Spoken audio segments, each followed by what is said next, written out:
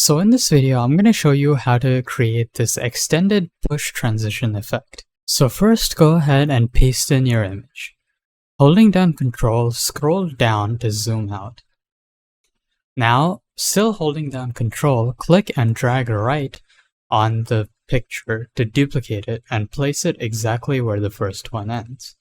Now this is a temporary picture, we won't need this permanently. Now select the first picture, go to Picture Format, click on Crop. Now drag the slider all the way to the end of the second picture. Now click on the drop down for Crop and click on Fill. Now exit out of Crop, select the second image and click on Delete.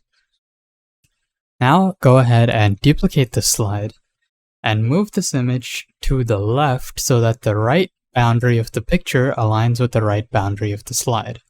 Now insert your title and subtitle. Now we're ready to add in our points. To do this, go to Insert, Shapes, and Rounded Rectangle, and add in a rounded rectangle anywhere on the slide. Now you can double click this shape to type in your point inside.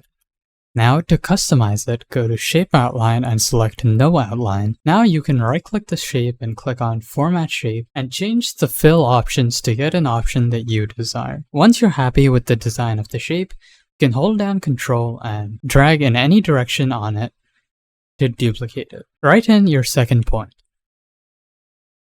Now you might want to reposition these a little bit randomly or aligned with the background. Now select both of these points and copy them using Ctrl-C or right-click and click on Copy.